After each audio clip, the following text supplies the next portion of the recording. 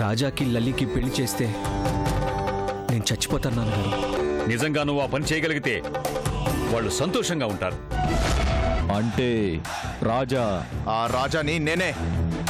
ఒక చిన్న ట్రీట్ ఇస్తాను, దానికి మాత్రం రండి చాలు. మేము వస్తే మీ ఫ్రెండ్ డిస్టర్బ్ అవుతుందేమో. మీరొస్తే తను హ్యాపీగా ఫీల్ అవుతుంది. ప్లీజ్ చందు, నువ్వు వస్తే బాగుంటుంది. సరే వస్తాను.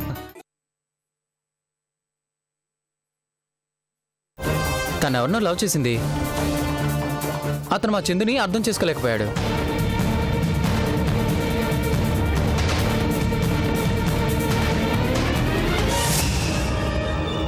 అసలు తనకేం తక్కువ అండి, అందంగా ఉంటుంది, బాగా చదువుకుంది, ప్రాపర్టీ పరంగా కూడా తనకేం తక్కువ.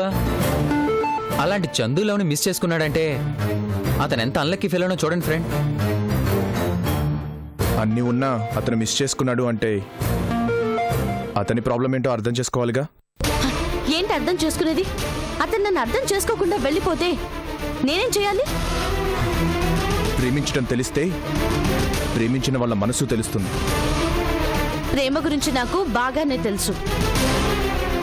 తెలిస్తే ఇలా అపార్థం చేసుకొని దూరం చేసుకోరు. అపార్థమేముంది? తప్పు చేసిన వాళ్ళు తన తప్పుని వాళ్లే తెలుసుకొని రావాలి. మరి మీరంతగా అర్థం చేసుకొని ఉంటే మీరే ఒకసారి వెళ్ళి తనతో మాట్లాడొచ్చుగా. నేనెందుకు మాట్లాడాలి? అందరికన్నా అతన్ని ఎక్కువగా అర్థం చేసుకుంది నేను. అలాంటి నన్ను బాధ పెట్టినందుకు అతన్ని వచ్చి సారీ చెప్పి మాట్లాడొచ్చుగా. Okay okay, cool cool. Chandu కూర్చో, కూర్చో. రాజా ప్లీజ్ కూర్చో.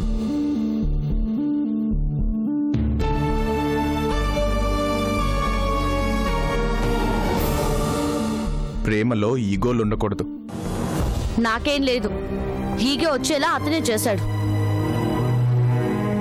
ఇప్పటికైనా ప్రశాంతంగా ఒకసారి మాట్లాడి చూడండి. మీ మాట కోసం అతను ఎదురు చూస్తూ ఉండొచ్చుగా.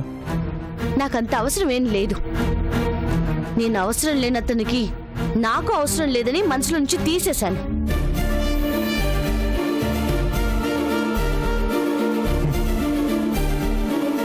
నేను లవ్లో దెబ్బతిన్నాను, కానీ ఇప్పటికీ తనంటే ప్రాణం. తన కోసమే ఎదురు చూస్తున్నాను. ఎదురు చూస్తూ కూర్చుంటే అలా చూస్తూ కూర్చోవాలంతే. తప్పు మనం చేసి ఒక రావాలంటే ఎలా? హలో హలో హలో, ఎవరి గురించో మీరు గొడవ పడతారు ఎందుకు? నీకేం తెలియదు, నువ్వు ఊరుకో సంతోష్. ప్రేమ గురించి ఏదో ఆయనకే తెలిసినట్టు మాట్లాడుతున్నారు. సరే, ఆయనకేం తెలీదు, వదిలే చందు. నాకన్నా ఆమెకి గొప్పగా ఏం తెలీదు. అబ్బా, ఆ విషయం నాకు తెలుసు కదా, వదిలే ఫ్రెండ్. అంటే నువ్వు అతన్ని సపోర్ట్ చేస్తున్నావా? చందు, వాళ్ళు మన గెస్ట్లు. ఏంటిది? నీకు గెస్ట్లు, నాకు గెస్ట్లు కాదు. ఇలాంటి వాళ్ళతో డిన్నర్కి రావడం నాది తప్పు. చందు చందు చందు, సారీ ఫ్రెండ్, తను కొంచెం మూడీగా ఉంది. Otherwise she's very nice girl. Love లో తను తప్పు చేసి ఎదుటి వాళ్ళని అంటుందెందుకు? తప్పు ఎవరిదైనా కానివ్వండి, అది నాకు ఫేవర్ అయింది. అంటే యాక్చువల్లీ నేను చందుని లవ్ చేస్తున్నానండి.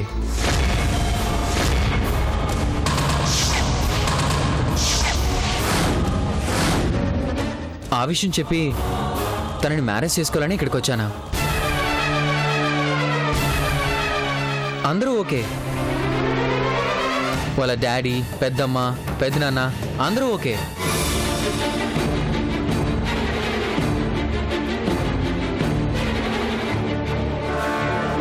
జస్ట్ చందు కూడా ఓకే అనేస్తే మా పెళ్లి జరిగిపోతుంది.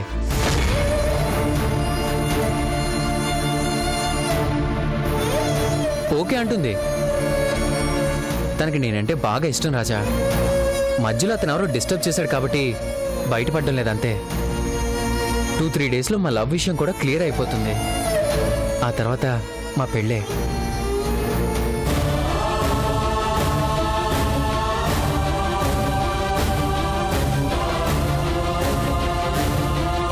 మీ ఇద్దరు తప్పకుండా రావాలి.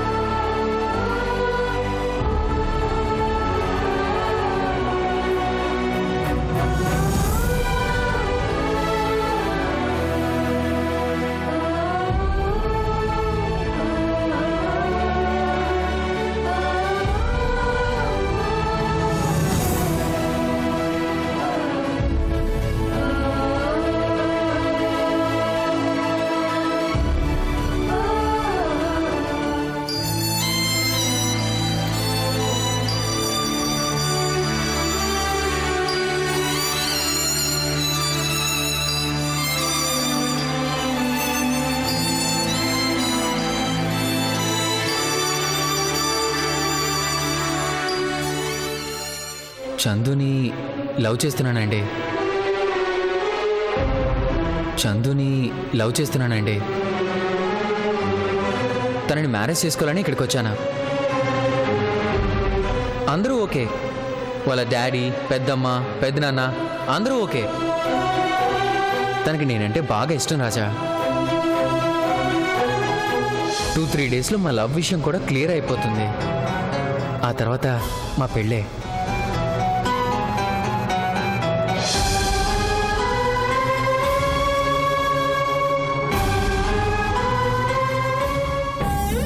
తన మాటలు నువ్వేమీ పట్టించుకోవద్దు రాజా. అతనేదో ఊహించుకుంటున్నాడంతే. నిన్ను కాదని చందు అతన్ని ఎలా చేసుకుంటుంది? చేసుకుంటుందని చెప్తున్నాడుగా. చందు మాటలు విన్నావుగా. నీ మీద తనకి ప్రేమ లేకపోతే అతనితో అంత ఉక్రోషంగా మాట్లాడుతుందా? చందు కూడా నిన్ను మర్చిపోలేకపోతుంది రాజా. అందుకే అలా మాట్లాడుతుంది. తన మాటల్లో నీకు ఇంకా ప్రేమ కనిపిస్తుందా? నీకు కనిపించటం లేదా? నేను మోసగాడిని, దుర్మార్గుడిని అన్నట్లు మాట్లాడుతుంటే ఇంకా తనకి నా మీద ప్రేమ ఉందని ఎలా అనుకోమంటావు లలిత? అది కేవలం ఉక్రోషంలో మాట్లాడిన మాటలు. వాటిని నువ్వు పట్టించుకోవద్దు రాజా. లేదు లలిత, సంతోష్ అంత గట్టిగా చెప్పాడు అంటే చందు మనసు మారుతుంది. నా మీద ప్రేమని తన కోపం చంపేసింది. తను ఇంకా మన మధ్య ఏదో ఉందన్న భ్రమలోనే ఉంది. అది భ్రమ అని తనకు అర్థమైన రోజున చందునే నిన్ను వెతుక్కుంటూ వస్తుంది రాజా. లేదు లలిత, నాకు ఆ నమ్మకం పోయింది. చందు మాటలు నా నమ్మకాన్ని పెంచుతున్నాయే కానీ తగ్గించలేకపోతున్నాయి. నువ్వలా నిరుత్సాహపడితే ఎలా రాజా? నిరుత్సాహం కాక ఇంకేం మిగిలింది లలిత? ఈ రాజా అవసరం లేదు అనుకున్నారు కాబట్టే కొత్తగా వచ్చిన అతనితో చందుని ఒంటరిగా ఇంత దూరం పంపించారు. నేను అవసరం లేదు అనుకుంది కాబట్టే చందు కూడా అతనితో ఇంత దూరం వచ్చింది. అందరికీ అవసరం లేకుండా పోయాను అంటే ఇంకా చందు నన్ను ఎలా ప్రేమిస్తుంది అనుకోమంటావు లలిత? ఆశపడటానికి కూడా అవకాశం కనిపించట్లేదు లలిత. నా జీవితంలో ప్రతిదీ నా దగ్గరకు వచ్చినట్లు వచ్చి దూరంగా వెళ్ళిపోవటం మామూలేగా. ఆ దూరం వైపే చందు కూడా వెళ్తోంది. వెళ్ళని. ఒంటరితనం నాకేం కొత్త కాదుగా.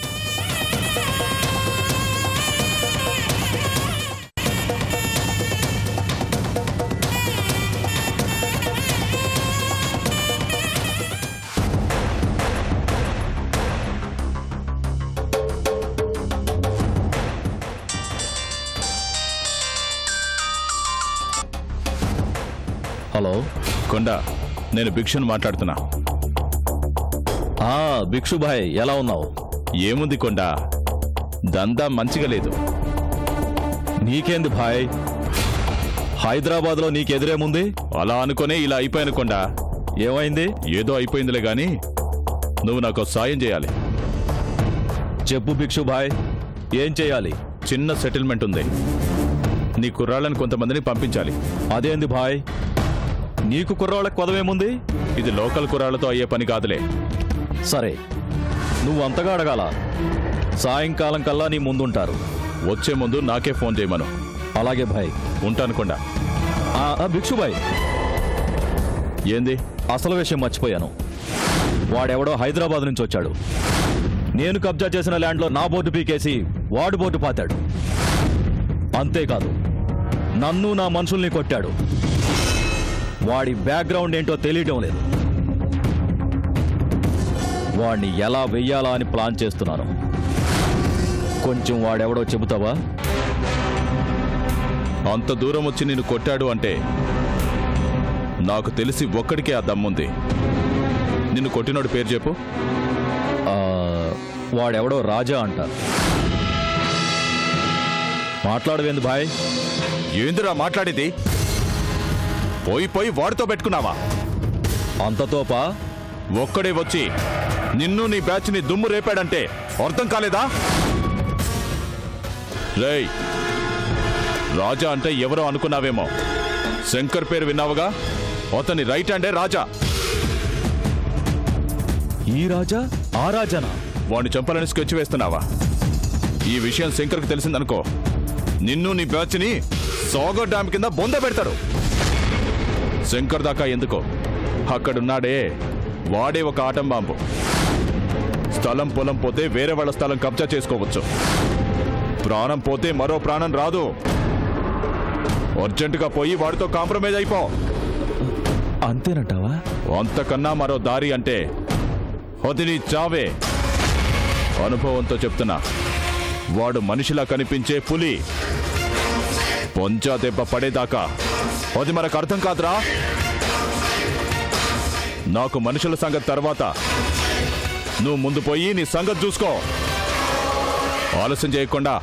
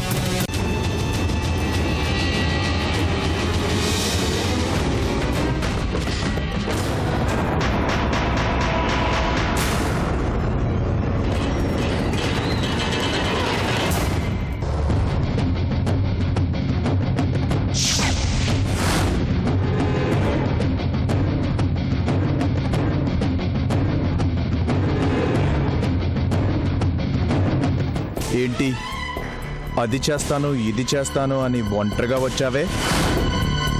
జనం దొరకలేదా? లేకపోతే ఒక్కడిపై చాలనుకున్నావా? రాజాబాయ్, నీ గురించి తెలియక నీతో గొడవ పడ్డాను. జరిగింది మర్చిపో. ఇక నీ దారికి నేను అడ్డురాను. సడన్ గా ఇలా జ్ఞానోదయం ఏందేంటి? నువ్వెవరో ఏంటి అనేది ఇంతకు ముందే తెలిసింది. ఇంకెప్పుడు నీ జోలికి రాను. ఇదే మాట మీద ఉండు. మాట తప్పితే మళ్ళీ నేను రావాల్సి వస్తుంది. ఈసారి నేను రావటం జరిగితే నువ్వుండవు. అంత పరిస్థితి ఎందుకు తెచ్చుకుంటాను భయ్యా? మళ్ళీ ఈ ఏరియాలో నీకే అవసరం వచ్చినా నాకు కబురు చేయి. మీ మనిషిగా మీ పనులన్నీ నేను చేసి పెడతాను. తర్వాత వచ్చే అవసరం గురించి తర్వాత చూద్దాం. ఆ ల్యాండ్ మాది. దాని మీద మళ్ళీ నీ నీడ కూడా పడకూడదు. నేనే కాదు, ఇంకెవరిని కన్నెత్తి కూడా చూడనివ్వను.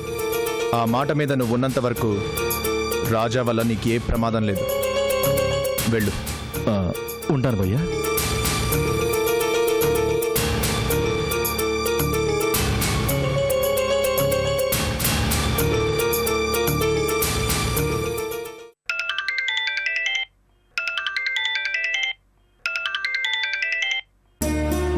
చెప్పు రాజా, ఎలా ఉన్నావు? బాగున్నాను. వచ్చిన పని అయిపోయింది శంకర్. కొండగాడే కాంప్రమైజ్ అయ్యి వెళ్ళిపోయాడు. ఇక ఆ స్థలం మనదే. నువ్వు బయలుదేరినప్పుడే తెలుసు రాజా, ఆ స్థలం మందే అవుతుందని. మరి నువ్వు వస్తున్నావా? 2 రోజులు అక్కడే ఉంటున్నావా? పని అయిపోయింది కదా శంకర్, ఇంకా ఇక్కడ ఉండి చేసేదేముంది? సాయంత్రమే బయలుదేరుతాను. అలాగే రాజా, నీ ఇష్టం. 4 రోజులకే నాకు నిన్ను చూసి చాలా రోజులైనట్లుంది. త్వరగా వచ్చేయ్. అలాగే శంకర్, ఉంటాను. బాయ్.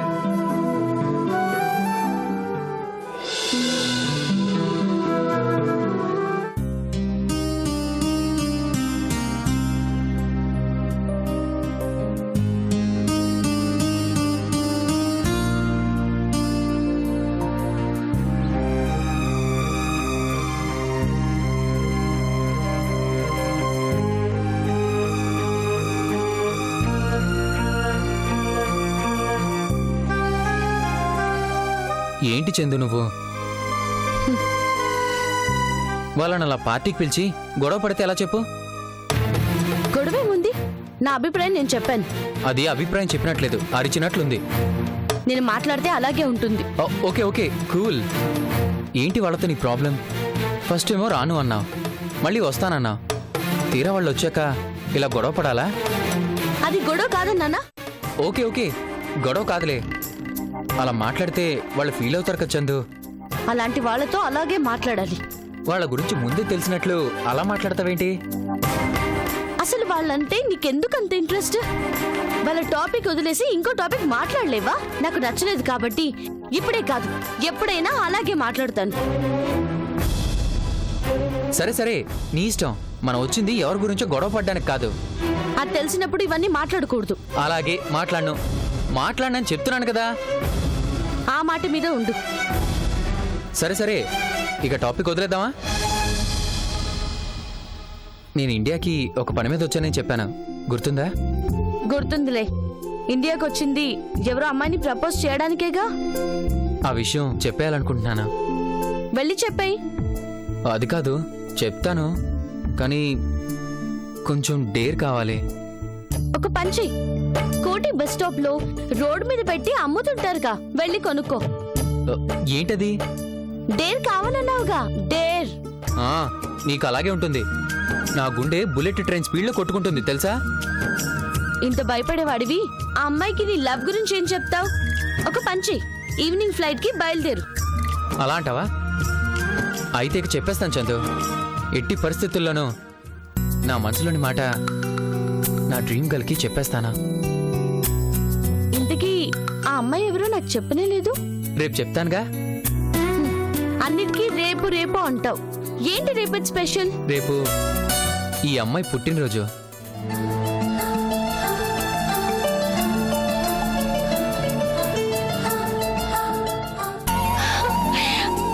ఓ మై గాడ్, రేపు నా బర్త్డే కదూ, మర్చిపోయాను. నీకెలా గుర్తుంది?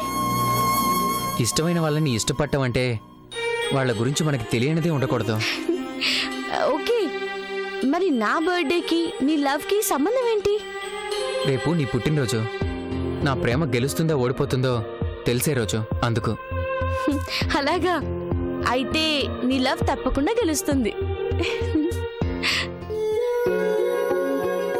నువ్వన్నదే జరిగితే ఈ ప్రపంచంలో నాకన్నా లక్కీ ఫెలో ఉండడు చందు.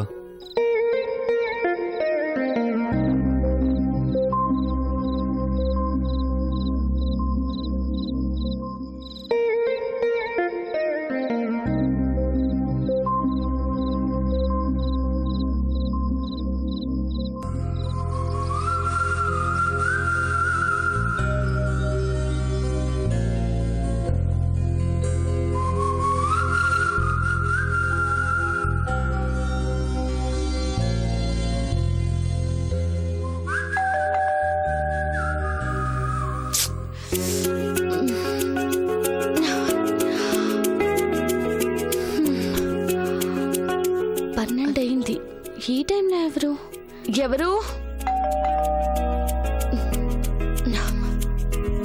ఎవరు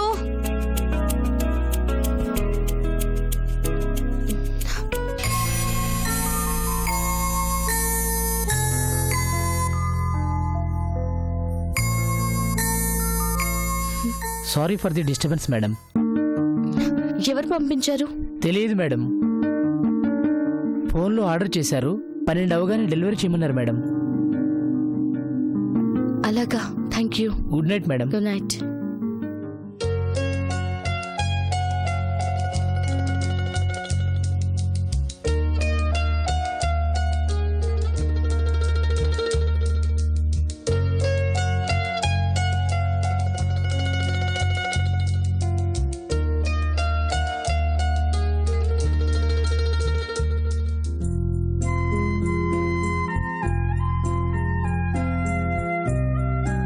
చందమామ లాంటి నా చందుకి పుట్టినరోజు శుభాకాంక్షలు.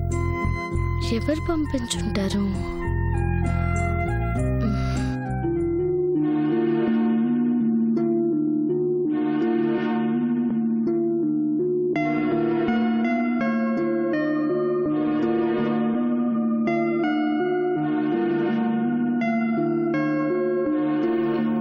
ఎవరు పంపించుంటారు?